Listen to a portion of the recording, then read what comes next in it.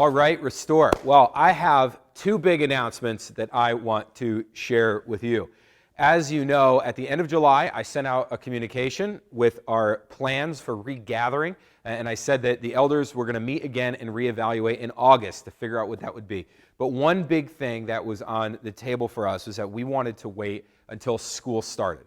We really strongly believe that if there was going to be a community risk that we took, it really needed to be getting the kids back into school. And so we wanted to wait until that happened to see how that was going, to make sure that we could get that started before we added any other potential risk to the mix. So now we have evaluated where we are. We're looking at school opening this week, at least for Eastern Christian. And so we're starting to put together some plans that we hope to be able to accomplish. Now here is the big key that I'm going to say up front, and I'm going to repeat it several times. We reserve the right to change these plans. We are going to work on them as if they are going to happen. We are optimistic that we can make them happen. We hope, as much as you do, that we will be able to regather. However, situations change daily. And you know by this point how fluid the whole situation with COVID could be. And so it is entirely possible that we will start what we hope is phase one, and we will have to pull back again. We will start maybe into phase two, and we'll have to pull back again. And we reserve the right to do that. If our hope is that school opening is a massive success, but if there is a resurgence of COVID in New Jersey, and either by governor's orders or because we believe it's the safest thing, we will pull back again. So we don't want to go into this thinking, well, here, we're back, we're in. We always want to monitor the situation. Because here's why. Here's our fundamental view. Restore is not an autonomous body in relation to our community. We, as a Restore, view ourselves as a member of a larger community. And so we have to take all of the community needs in mind when we're making decisions about what's good for us. And as in doing that, we try to set an example for what we think other people should be doing as well. And so for us, the school having the ability to stay open and our kids having the opportunity to be educated, we want businesses to be able to reopen because then people have an income and they can put a roof over their heads. There's a lot of needs that we think are really big community needs that we want to support, and we're going to support those needs ahead of our own needs because we think that that's what you do as a member of a community. And so we're going to do that. So again, if there's a resurgence of the virus or whatever, we're going to be monitoring the community. We want to make sure that our community is able to do the things we need to do, even if that means for a time we set our own needs or desire to worship together, we set that to the side. Our hope is that we don't have to do that, and our hope is that we can do both, that we can now gather and the school can be open and businesses can continue to reopen and all of those things we need to do. But we're going to be evaluating the situation, and if we feel the need to change, we will change. So here is the plan as we begin worshiping. Here's phase one. On September 13th, September 20th, and September 27th, we are going to have an outdoor worship service at 11 o'clock on Sunday morning. September 13th, 20th, 27th, we are going to worship outdoors. The summer heat is hopefully behind us. Nobody wanted it. We didn't want to be outside in the summer heat. Now we're coming into the fall. We think we'll have some beautiful weather in September, the 13th, 20th, 27th. That is going to be bring your own, okay? I was just going to say BYO, but some of you might get the wrong idea outside like you're tailgating. But it's BYO chair, okay? So bring your own chair.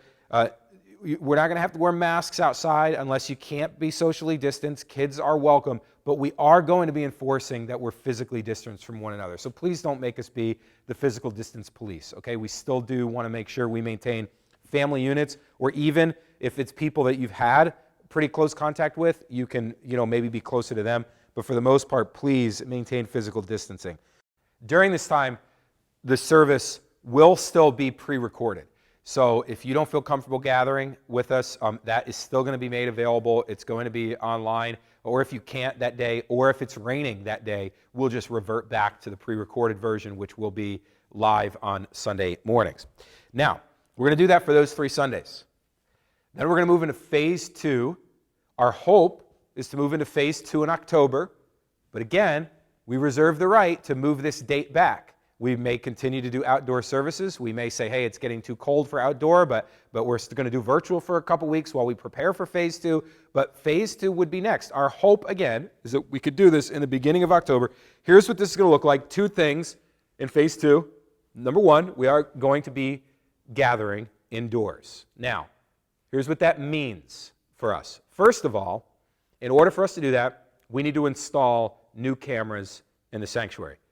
Up until this point, Living Word has been really gracious with us and allowed us to use the camera that we've been borrowing from Will, and they've been able to let us keep it set up in the middle of the aisle, in the middle of the sanctuary. But when we all get into this building, that's a logistic we have to remove, not to mention that, well, there's other reasons too, but that's the main thing. They've been gracious enough to keep it, but we need to replace that camera by having new cameras. We have gone all in now on our virtual services, and we want our live stream to maintain the same quality that we've had. If you remember, week 1 and 2 of these virtual services, we were using like a 7 or 8 year old handy cam, and that was fine as long as that was supplemental.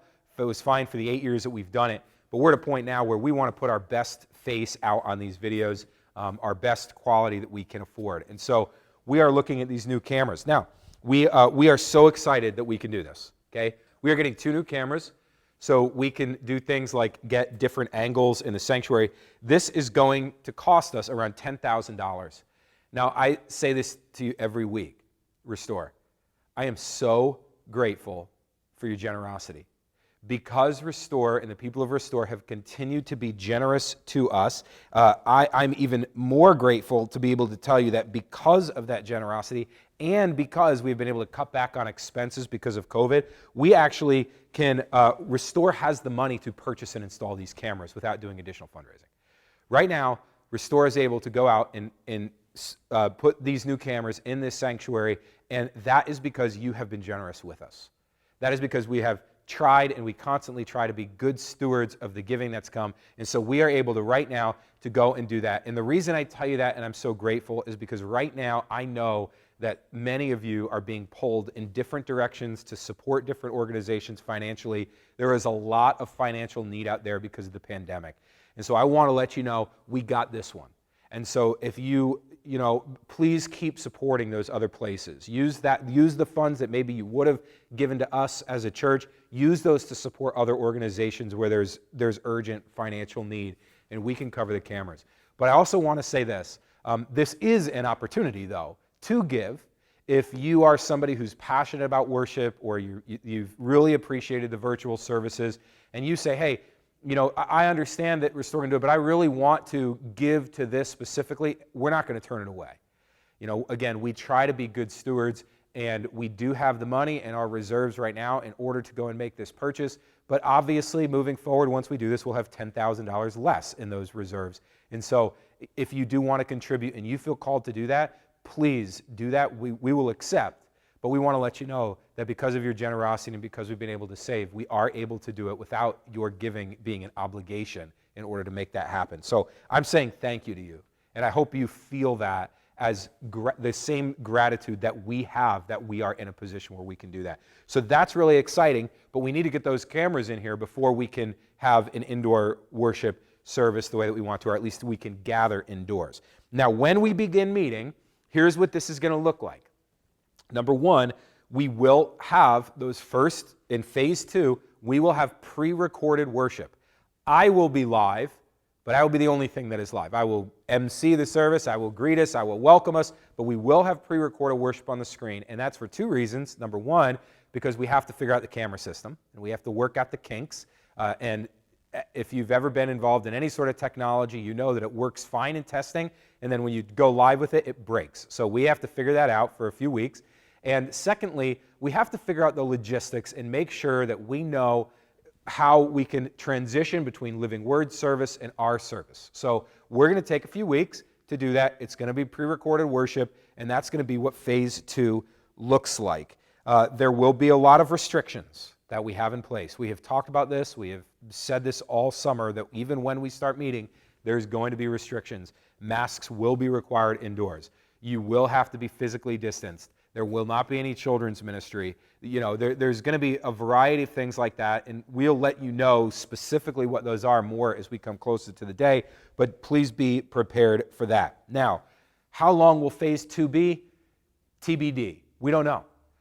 Again, we reserve the right to do phase 2 as long as we want. We have phase 2 to pull. We reserve the right to pull back on phase 2. We are going to monitor the situation.